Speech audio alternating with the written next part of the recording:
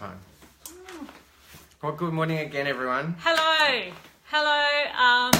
Can somebody please comment and let us know that you can actually hear us? You should be able to this time. Excuse me, my fingers. Okay. Actually, do you want me to check that? No. Comment? No, if we can just have someone comment there and let us know that you can hear us, that would be great. Anyway, we'll hope for the best and we'll look out for comments, okay? Yay! Yay! Good stuff. Thank you, Vicky. Hey, I'll tell you something else exciting. Today is Hedgehog Day, or it's Crepe Day, so go at lunchtime, have crepes. It's also Wear Red Day, so Olivia must have known that. I must have She's known. wearing red. Psychic. I didn't actually know. So let me just adjust that. Okay. So sorry about the false start there. We were just having a lovely conversation. We're practicing. Okay. All right, take two. Hello, everyone. This is Vaughn, and I am Olivia. I'm from Office Way, Office National, and Vaughn looks after our website. We first called Vaughn when, yay, I'm glad to hear you can hear. Our office furniture website, which is officeway.com.au. Hooray! Yes, Kari. It just crashed. The shopping cart it just wasn't working. It wasn't adding in the total value of the goods. It was doing all sorts of strange things. And because it's such a major part of our business, it was a bit of a disaster.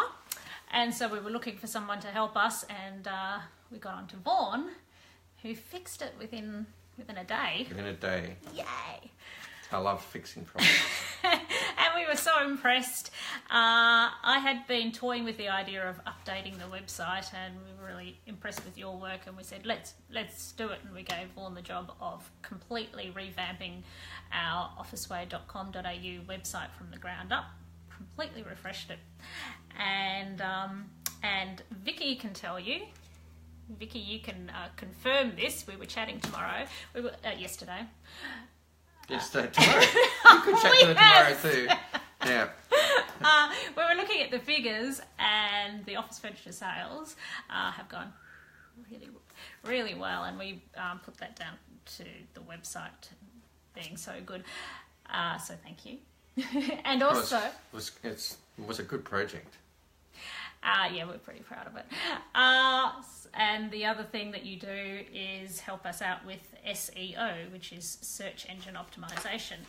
Now, before we get on to that, I just want to let you know about the other side of Vaughn too, because we've all got sides to ourselves outside what we do for a job.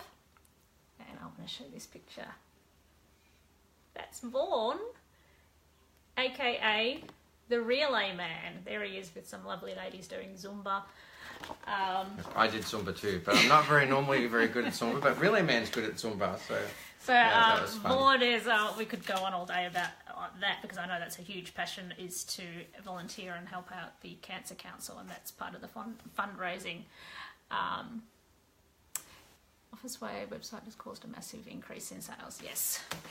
Okay. Relay Man. So let's get into it. Okay, let's start with SEO, seeing that's what you help us with our website and our technical web issues, and SEO. I'll let you explain what that is. So SEO is so many different factors. So shall we start what it stands for? Stands for search engine optimization. So basically anything to do with getting your website better in the search engine.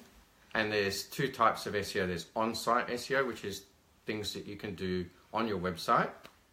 Things like page titles and making sure your images have words on them rather than just be called X, Y, Z and a bunch of numbers. It's better to put a bunch of words on the pictures that relate to the picture. So they're all on-site things you can do, and then there's off-site things, which is about building links to your website and things like that. So SEO isn't just, it's complicated. So that's why you need specialists to come in and help you with that. So I can do basic SEO, but to get really in-depth SEO, I've got people that I can get to help with that as well. So if you go to your website, and I know we were talking earlier when people couldn't hear us, about how we've got a plugin on the Office Way website. It's called Yoast, Y-O-A-S-T. It's a search engine optimization plugin for WordPress. And And basically that allows you on each of your pages, and I would recommend optimizing each page, especially if you've only got a smaller site, not an e-commerce site. If you've got an e-commerce site with hundreds of products, it can take, how long does it take to optimize every page? Quite a while. But if you've got a small website, you can optimize the whole site pretty easily. And it allows you to see in the back end of your website exactly what it will look like in Google when you do a search result. So the page title, which is pretty crucial because you want to stand out in Google. So you want it to say something that's going to appeal to the person that's doing the search on Google. And then the snippet, which is the next little bit of text, the page description, you want that to stand out as well. Maybe even have a call to action. Some people say put the phone number in there. It already depends on what it is that you're trying to get people to do on your website. So yeah. That's that little bit, isn't it? When you're searching in Google and you see all those that list of different things come up, the title for each so the title, site and a little bit of text underneath, you can manipulate that with Yoast at the back end to make it. Otherwise, what Google will do is guess off the page. They do generally a good job because remember, Google is their whole business model is about being the best search engine. So they want to give the best results for whatever you're searching for. So them making their money off the ads that people put at the top of the search results and at the bottom and things like that. So they want to make sure that people use their search engine. So don't be scared of Google. Just make sure you put in great descriptions on your pages and good text, especially in that description. Yeah, so Google will throw something up anyway automatically, but it's nice if you know where to look and you can make sure you have it. That's right. Have it there in the most optimal way. And you were saying just before to keep active on the page, so keep adding content so it gets found. Depending on what your business is all about, does Yoast work for non-web sites? There will be a plugin that lets you do that. It just depends on. So it may not be Yoast; it might be something else. Yeah. So if you're using something like Joomla or one of the other, Hootsuite, is that one that does it or not? Are they more? Hootsuite is a application for social media. So you can link in all of your Twitter accounts and things like that. That's what I'm thinking of. Yeah. But I can definitely find one for each of your CMSs will have a tool that will do So that. maybe people can comment what their platform is, like if it's Wix or if it's... I'm not sure about Wix. Wix will have it inbuilt as well. So, but really the key is that page title and making sure that page text, and somewhere in your content management system, it will let you tinker with that so you get the best result in Google when it comes to that. Okay. Yeah. So what should people... Did I ask? I asked it before, so now I'm losing track if I asked it this time or the time no one heard us. What do we ask to make sure that we're getting someone who's actually doing a good job with if their you've got SEO? somebody who's doing SEO or you looking for somebody with SEO, Drupal, yep, that's another platform as well. So there would be a tool or a mechanism within Drupal to actually control those page titles. And there's a certain length of string that you've got, and most of the time the platform will actually let you control that. And then the description, you should be able to have control over that. Because you want to have control, you don't want Google to guess what people are searching for, because you want to get results from having a web page up. So what were we talking about just before that? Okay, getting someone good. How do you know that they're going to be someone good? Good and you're not wasting your money on someone Well, you want them to appear on the first page or second of Google if they're promoting themselves as being good at SEO. So you want to find somebody who actually has great testimonials and people who have got results from it. So I remember years and years ago when I was first doing websites for people, there was a lady who had a scrapbooking website, and she had a little shop, and she didn't have that many products online, and we rebuilt her web shop, put some of her products in there, and just the rebuild of her website and adding all of her products in there and optimizing the titles of pages, I didn't do anything else, her sales tripled from her website. Yeah, so by doing those things, probably not as much impact now because everyone's doing it. But yeah, so making sure page titles and your images are labeled correctly. These are some basics that people should do before they get into the fad things that are out there. So rather than maybe optimizing for a broad keyword, for example, like office furniture Melbourne, you know, we'd love to be at the top for that. But maybe if we've got a page on, using my industry because I know I work on the website, so an office chair or something, are we best on that particular page to optimise for ergonomic office chair?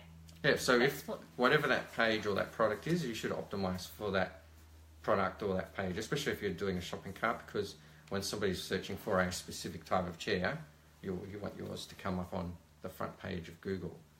So people often optimise, or they used to optimise just the front page, but if you've got a website with 100, 200 pages, you want all of them to be coming up on the front page, depending on what people are searching for.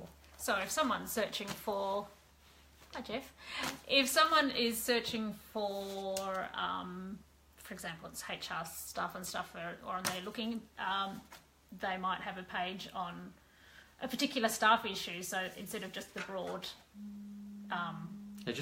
just rather than a broad topic, they might be found on a particular problem that someone's having with their staff if they've got a blog on it. Which is probably another thing that I would like to work on, is all these live interviews, is have them on our website as blogs. So that would be that would be an extra SEO benefit, wouldn't it? Yeah. So I think we were talking about this earlier. If your website has 6 or 10 pages and you don't regularly update it, Google will visit your site less. So there's no point in Google visiting your site every day. They've seen it. The content hasn't changed for like 3 months. But if you've got new articles, people commenting, all this sort of stuff happening on your website all the time, then Google will visit more often. So interaction on your website and allowing comments is there. Yeah, but I'd moderate comments, because sometimes people will write nasty things. Yeah. So keep content, new content, refresh content. There are some tricks if you want to really get into making more people visit your site, because there's things called content spinners or text spinners, where you can actually put a block of text on your page but never have to revisit editing your page again. And what will happen is every time or every few times it loads, it's probably not really appropriate to do it for everyone, but some people might be appropriate. It will flick around the text. So instead of saying we are, you might put they are. And so every second or third time someone visits, the text will change magically. So you can do things. It's called text spinning or content spinning. Yeah. So if someone wants to look at that, that's one of those. That's something I would not suggest to everyone. Okay. All right, what about other areas? I mean, we'd all love our advertising or something about our businesses to go viral. What are the elements that help things go viral? Yeah, so I never read books, but someone from my Chris Kringle this year gave me this book, which was all about making things go viral and in a digital age type of stuff. And there are actually some factors, but if you do all the factors, it doesn't guarantee that it'll go viral.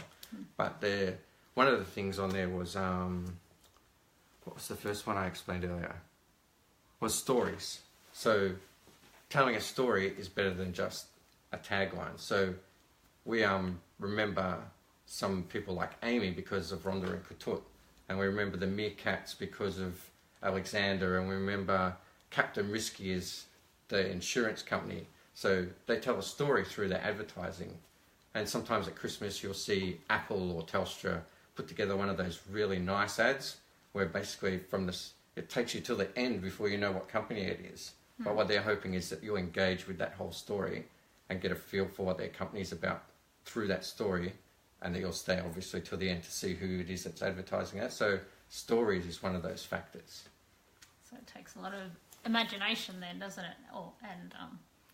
We have to think about what you're selling, I suppose. So when we have websites, we're actually selling something. So, yeah. Okay, and finding ways to tell those stories, I guess. And finding creative ways of telling the stories. So one of the other factors is emotion. And I think I've already given you the answer, but what your answer earlier when I asked you what emotion you thought would be the most impactful when you're wanting to make something go viral. Okay.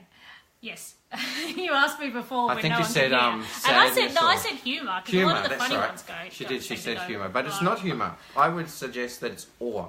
So when we're in awe of something, that's where the word awesome comes from. So think of Susan Boyle, for example. So when she came up on the stage, she was this larger lady, wasn't dressed that flash from memory. I think in the way they were telling the story on the TV, people were laughing at her when she came on the stage, and then all of a sudden she sang, and they were more in awe of anything from her. So awe is probably a really good factor. Another one would be, how many times do people post pictures on their Facebook nowadays of food? And they don't just, it's not just meat and 3 veg they're posting milkshakes that have 70 ingredients to them, or hot chocolate that has fairy floss on the top that you pour, and it's all interactive.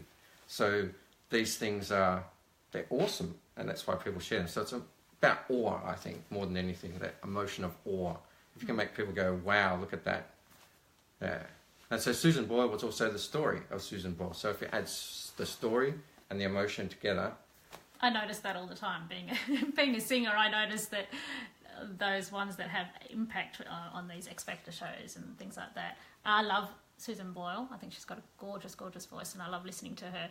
But part of what got her attention, besides the voice, but people have listened to her if they didn't get they got your attention first with that story, didn't they? Yeah, with the story. And then she got heard, which is beautiful. So, there was the snigger and everything, like you say, and then the shock. Yeah, so there's wow! There's 6 factors that our professor came up with. So they're just 2 of them. Is like, telling a story and that emotion of awe, because it's awesome. Okay, so that kind of inspires me to want to have those ideas are easier to come with when you're in groups of people, I think. So I kind of want to get together. I think if your workshop ideas, you're brainstorm. better off, and you come up with a wider range, and sometimes it's not always the weirdest idea that will be. So, some of these milkshakes are so complicated. These freak shake things, I think. Yeah. I know, but the real one that always gets me, and I really have to do it soon, is the hot chocolate with the fairy floss on top. I don't know that one. Yeah. Okay, so there are many different ways of digital marketing. Tell me about complementary and multi-channel marketing. Yeah, so I'm really excited because for the last 10 years or so I've been mainly focused on the web. But for the last year I've been working with a company that does more direct mail and things like this, like the newsletters you get in your envelope, in your mailbox and things like that. And they've always wanted to set up a digital enterprise part, so doing fax marketing and email marketing that they do now, but they also want to do websites. And so we're setting up a thing which is all about targeted marketing, and so we'll have freelancers work with us. And essentially multi-channel is using multiple types of marketing at the same time. So a client might come along and need some sort of campaign put together, and the best way of getting that out might be through email marketing and doing some search engine marketing. So we'll put together campaigns like that. So multi-channel marketing is really about using multiple channels of different types of marketing. So the best types of marketing will always be face-to-face, but it's really hard for one person to visit 1,000 people every day. That's why we use social media. And networking, business networking and things like that. I'm a big fan of that because, again, that's word of mouth. And you get recommendations through that. So word of mouth and face-to-face are the 2 things you can never beat, because if you get told, here's a plumber, we've used them before, they're really great, you're going to use that ahead of somebody who you just go and Google online. So, yeah. Yes.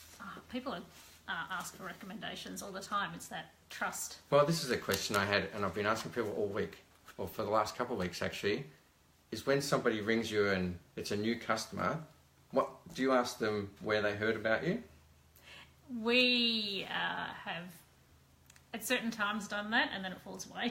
To be honest, it's a real discipline to. Because it's probably not the right question to ask, because where they heard about you might not have been the first place they looked.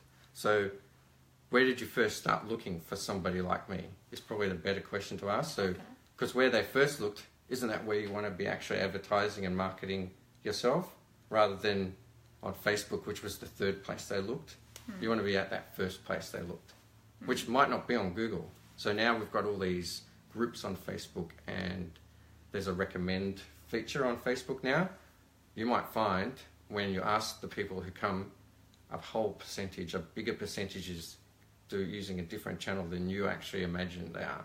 So asking people where they first looked for you is probably better than where did you find us.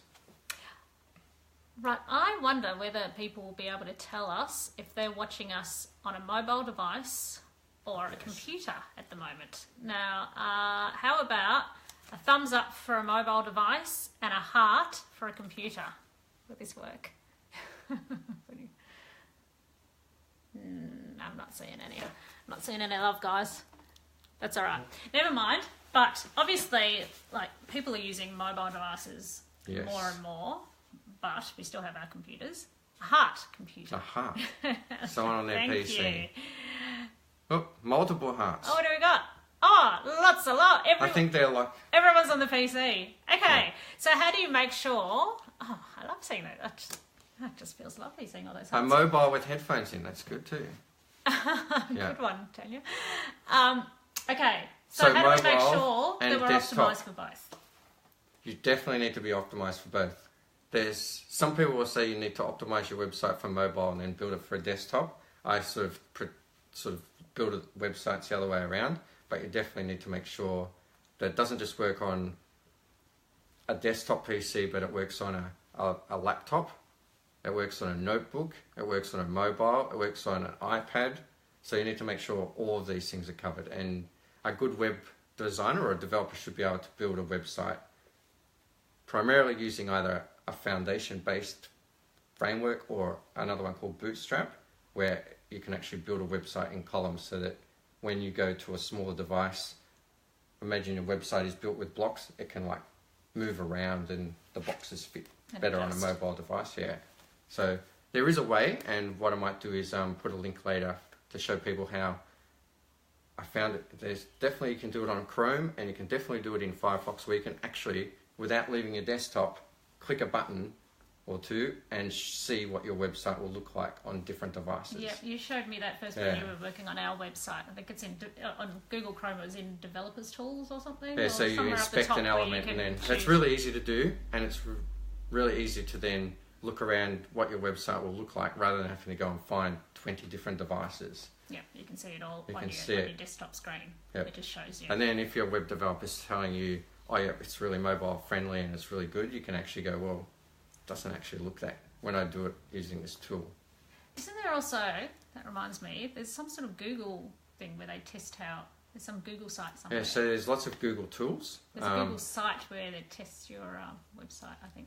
Yeah, so there used to be a thing called Webmaster Tools, and they've just renamed it. I've just been getting emails about it for all the different websites that I have in my account, where there's... Because I'm using my PC to design stuff at the same time. Yep. Yeah, it's easier on the PC. It's easier on the PC. But you can, at the same time as using a PC, you can actually use your PC and look at what it's going to look like on a mobile. So it's perfect for that. I use it all the time. In fact, I have 2 screens normally. So if you've got any questions too that you'd like it to throw pop up. on, it's really yeah, awesome. We're seeing the comments. I've had trouble with that in previous ones, but I can see the comments. Yay! I might if I'm missing any. So what was I talking about? I was talking about. Sorry. Get sidetracked, don't we? Now we might come back to that. All right, I think we've covered. Yeah, I think we might have covered most of the things that everything that I had planned. So, unless is there anything that you wanted to cover off on before we say goodbye? Well, probably another thing in marketing. Yeah. So, just email marketing and fax marketing. You don't just use it. People still use faxes. People still use faxes. Like 400,000 fax machines at least still connected. Lots of people will have their faxes come through to an email account or something like that. Yeah. And obviously it's just black and white on a fax. But just recently we got an email from the Melbourne Stars because they had a really crappy Big Bash season. But they sent an email out to apologise to all their members for doing so badly. Ah. And I've actually talked to a few people about this. Isn't it? Yeah, it's really interesting. What's a good digital marketing course you would recommend? I'd have to look it up some, and then we could post that. So going back to the Melbourne Stars, they sent out this email, and it's called a touch point. So some of the people I've talked to go, well, that's really a bad idea, because why would you want to say to people you're doing a bad thing? But the good thing is, you need to find ways of keeping in contact with your mailing list. And so this is a perfect way of really inertly being in contact with your mailing list, because what you want to do is also be in people's minds, because they might have got some memberships renewed, they might have had people come to the last couple of games. Those sorts of things might have happened just from sending out an email, which is a really cheap form of marketing, especially if you've got a big mailing list. So that sort of touch point, Christmas cards at Christmas time to all your clients, that's another good way of keeping in contact, especially because at the start of the year, lots of businesses have this downtime because they have a 4-week break or a few weeks off, and then they come back and they go, oh, where are we going to get our new customers from? So having sent that Christmas card might be just that thing that, so one of the last things they get in the mail that they remember at the start of the year, oh, I should get in contact with them and investigate getting solar panels or whatever it might be that you're trying to sell to them. It's a good cheap way to do it. Yeah. I think I might, I think maybe I'd come back to that, because maybe another time, because I think that's a whole topic in itself. That actually, I do some email marketing, and some of you might have joined because of it, but I am conscious of how do I keep it interesting? How do I not annoy people? You know, how do I just inform people of something that might be of real value to them? And digital marketing curiosity. has so many I'd love to aspects. talk in depth on that one, maybe Another separately. time. Because I think that's don't you think that one you could go on? Because digital marketing is everything from SEO to email marketing, fax marketing. We're just about to do SMS marketing. So yes. last night I received my first SMS spam message I've ever received. Really? Yeah. So I'm lucky because other people are getting them every day. So SMS marketing is another way. It's good because people actually look at it, but it's got to be... But there are rules around in the Spam Act around email marketing and things like that. So you can market to a brand new list, but it has to be appropriate marketing. So you can't, for example, send a marketing message to the CEO because it's not really his role. But if you sent a marketing email to the marketing manager at a company, that's quite fine with the spam rules, because you're actually interacting with somebody who it's not really spam to. So you have to be careful with email marketing, because you can get in trouble with ACMA. Maybe because Vaughn has so much knowledge, you could schedule another live interview. I would hope to learn more. Yes. So I'm thinking maybe, unless anyone wants to hop on and ask a quick question, we might leave it at that, because I think we could do a whole separate... We could do a whole session on digital marketing. Yeah, this is it, but on each separate part of it. Each separate part. So, all right, I think I'll leave it at there, because I don't see any more messages. So, thank you. Thank you for watching. Good Wear Red Day today. Yes, enjoy your... I haven't got any red on, so I'm breaking the rules already. And thank you, Vaughn. Thank you, Olivia. Okay, bye. Bye, everyone. Where's...